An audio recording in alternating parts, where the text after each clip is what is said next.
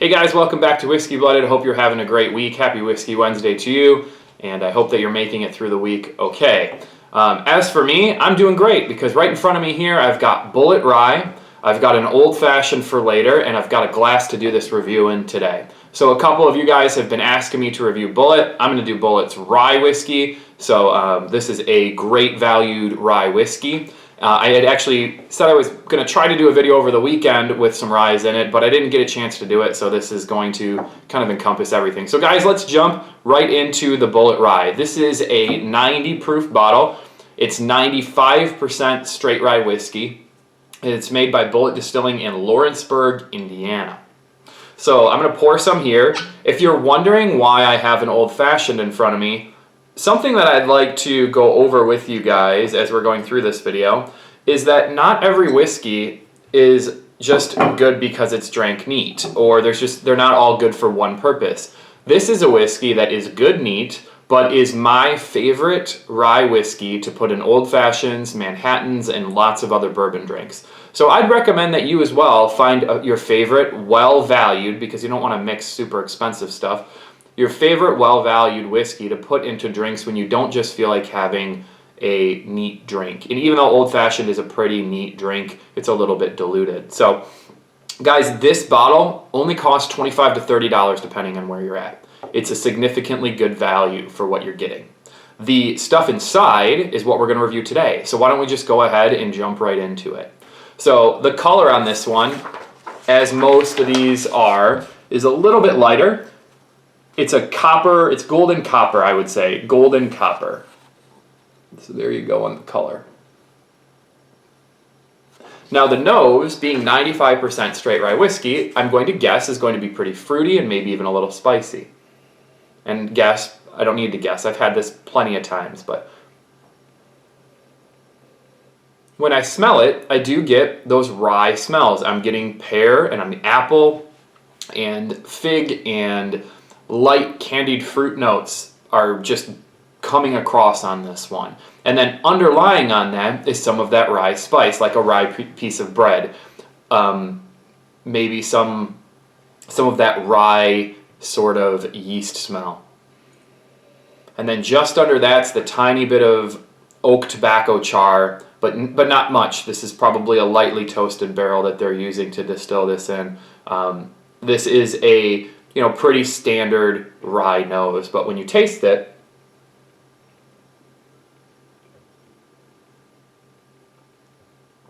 one of my favorite things about this bottle is that it starts to open more, so right in the mid. So when you first taste it, you do get the fruit, you get the apple, you get the pear, you get the fig and the fruit notes and the light candied fruit notes. But then after that, it does open into a little bit of burn.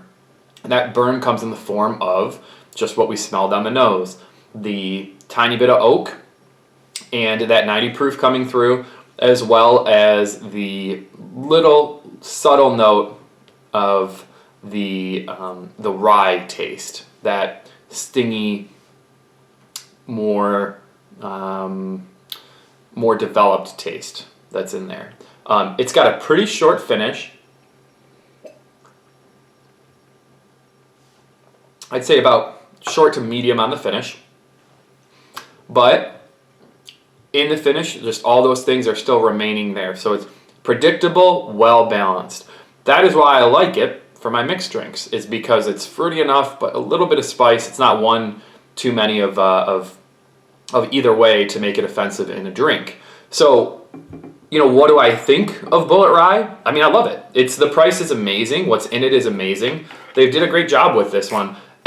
Before I review this, or before I score this, as we see the whiskey market exploding as we have, we've seen prices go up.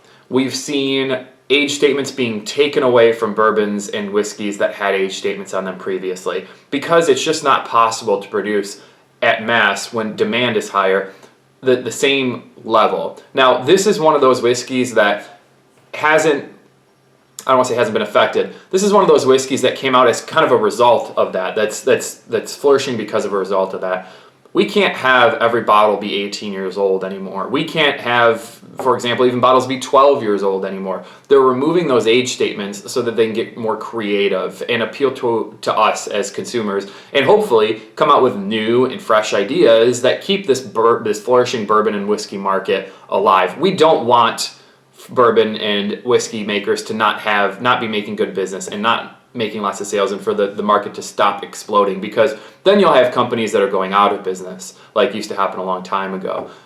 When they're going out of business, you don't want to be down to just drinking just Jim Beam, for example. Not that that's a bad bourbon, but just as an example, you don't want to be limited to just a couple things. So this is one of those ones that's definitely taking advantage of a hot market, and by doing so, they've released a very good product, and overall value being considered and what I think the drink is, I am going to score this one pretty nicely because of that. So I'm going to put this one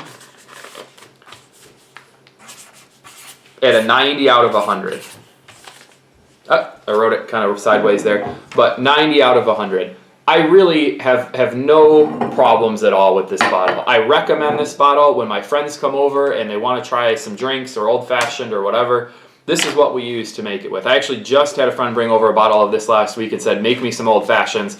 Last time you made them with Bulleit, they were amazing. And we did that, and that's how we killed 3/4 of this bottle, was with a couple people going through these. So I think that you guys should pick this up. I think you should have one of these bottles in your home, and I think that you should let me know what you think about it. So for next week, as always, let me know what you're looking forward to having me review. I was thinking maybe I could do like a beer. There's some good annual releases that are coming out right now. So if you want me to do a beer, or if you wanted me to do like another scotch, for example, as long as the price is fairly reasonable, more than happy to do it. So guys, have a great one. Thanks for joining me again today on Whiskey Blooded. Love doing this for you, and we'll see you next week. Have a good one.